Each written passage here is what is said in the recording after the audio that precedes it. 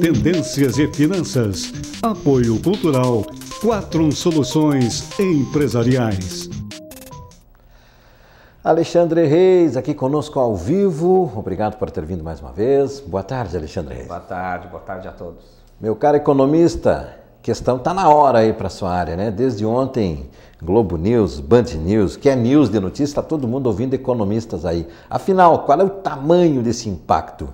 É uma tarefa difícil de responder, uma equação difícil de ser solucionada, de ser medida, analisada, mas é preciso fazê-la, né? Ainda que em linhas gerais. O que o senhor pode também contribuir conosco?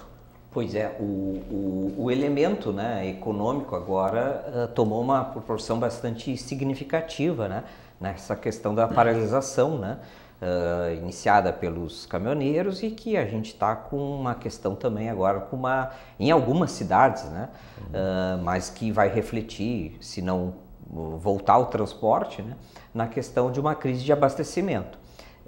Enfim, e o governo muda a sua questão de antes ele estava bastante incisivo, que não ia abrir espaço para a questão das negociações com esses grupos, né?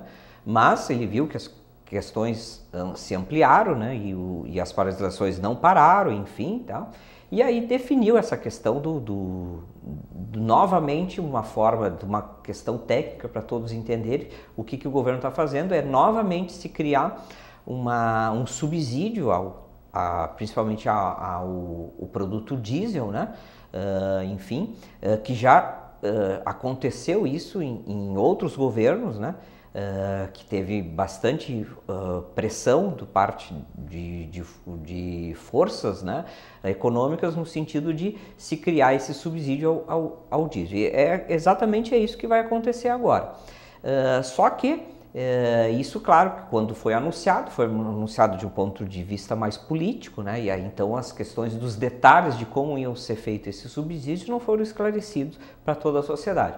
Ao longo tanto do dia de ontem e também na manhã de hoje, começaram a questão dos questionamentos, né?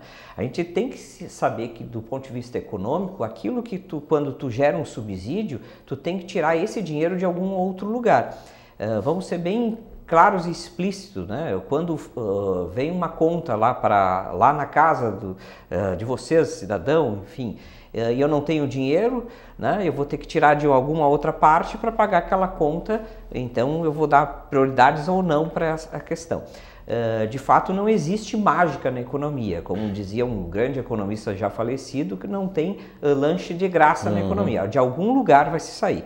E aí começou a se conversar e versar e pronunciar a sociedade para os outros setores, que o impacto disso do ponto de vista de tirar e colocar de uma rubrica ou outra, né, é acima de 10 bilhões de reais, né? Enfim, e aí de fato tem a questão, logo se percebeu que tanto esse grupo que começou essa paralisação já começou a responder no sentido, não, mas nós não queremos isso de impactar toda a sociedade brasileira, que de fato eles estão dizendo a verdade, né? Quando tu gera subsídio em algum setor, alguém vai pagar essa conta, né? Seja os consumidores finais ou seja as empresas de outros setores para pagar esse subsídio. Subsídio é uma forma de que tu tem que tirar de algum lugar para ceder ao outro, né? Então não tem uma mágica para se fazer. E aí já gerou esse impacto, né, do como o governo vai também responder e argumentar essa questão do ponto de vista se isso vai ser válido ou não para a economia como um todo, né? O ponto é que há muito tempo, desde que se passou a crise na Petrobras, o sistema de preço, né, adotado pela Petrobras, ele foi diferencial e diferente dos anos anteriores, né? Hoje a Petrobras tem uma certa autonomia, né, no sentido de definir preço, mas principalmente para ela conseguir fazer com que a sua gestão financeira interna dessa empresa, que é enorme, né, e tem um custo bastante elevado e importante, tal, enfim, consiga se manter nesse mercado, né? Essa crise também, não estou dizendo que isso seja uma crise, mas essa paralisação está apontando um cenário do ponto de vista que se a gente tivesse mais concorrência lá na oferta, da produção via questão de óleo diesel, gasolina e derivados, poderia ser amenizada. Nós não temos isso, nós temos só a Petrobras. E no máximo ali a outra refinaria, que é a Ipiranga, que faz um refino, mas ela tem uma participação muito pequena aqui dentro do cenário até do Brasil, enfim, né? Então tu não tem concorrência nenhuma nisso, né? E isso já deveria ser feito há bons anos atrás para precaver a questão de crise de abastecimento que nós estamos tendo agora, né? Então, de fato, eu não sei como o governo agora, e principalmente nessa situação agora de final de mandato, né? O que ele vai conseguir propor nesse sentido de ampliar a concorrência, né? Mas eu não vejo nenhuma sinalização nisso, né? E de fato ele só fez isso, de voltar um sistema de subsídio, né? E aí, do ponto de vista mais de articulação política, volta a ter um modelo mais populista e não tão reformista, né? Porque tu vai acalmar os ânimos de um período que ele já estabeleceu, que é 60 dias, mas e depois vai voltar, enfim. Então é uma questão de que tu não está corrigindo de fato o que tem que fazer. Acho que, de uma forma de pensar no médio e longo prazo, tem que ter a questão da concorrência nesse setor, que não temos, né? E também depois se pensar numa política e num planejamento da gestão da logística de transporte no Brasil, né? Nós não podemos ficar resquício a tipo de transporte. Só para resumir isso, no domingo estava assistindo uma notícia, né, e aí entrou um jornalista de Goiânia e ele revelou, e que mostra bem a questão do quanto a gente está linkado a um só tipo de transporte. Aí ele estava dizendo que em Goiânia o único transporte de massa que existe lá é o urbano através de ônibus, né?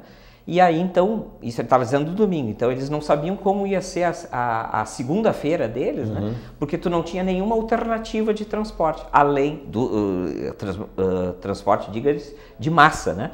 Que era só a utilização de ônibus. Então, tu vê, uma cidade, uma capital, Goiás, né?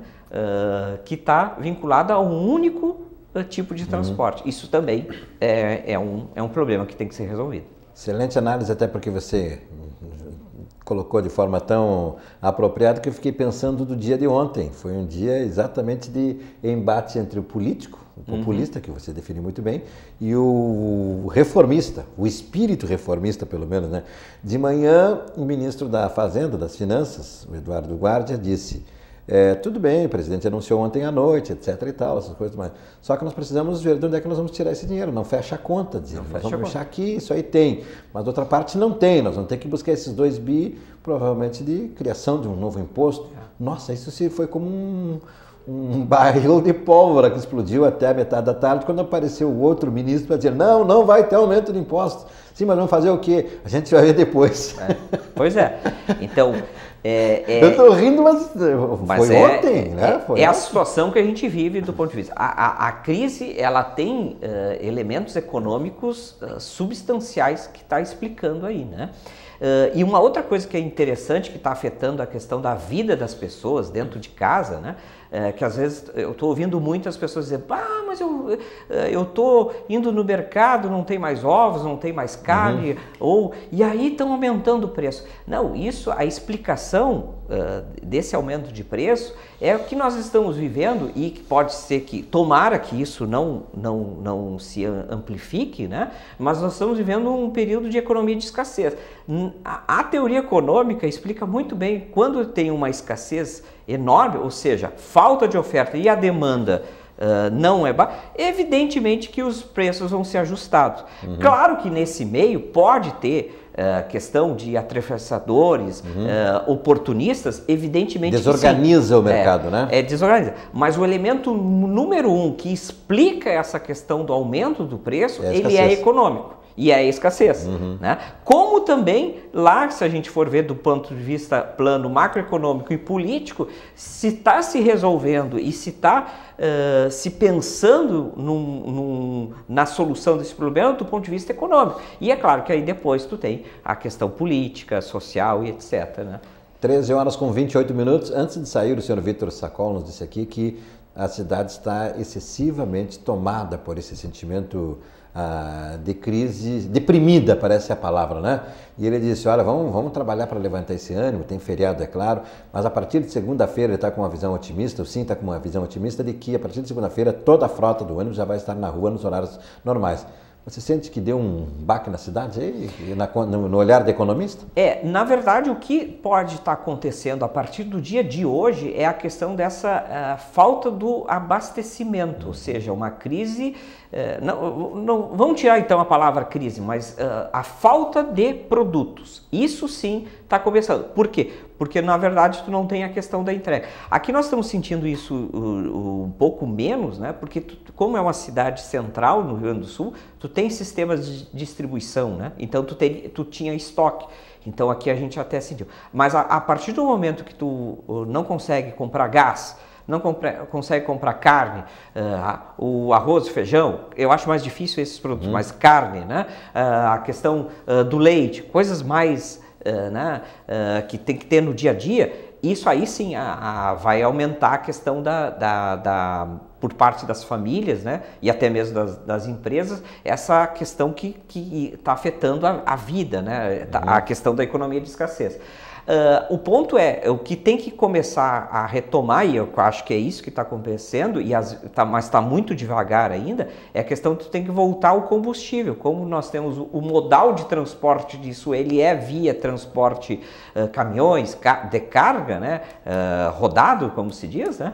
Ali que é o primeiro movimento que tu tem que fazer a mudança. Né? Então, de fato, eu acho que essa semana ainda vai ter esses elementos, e aí eu acho que na semana que vem tem que ter a mudança mais otimista, de fato, para mudar esse cenário. Muito obrigado, Alexandre Reis.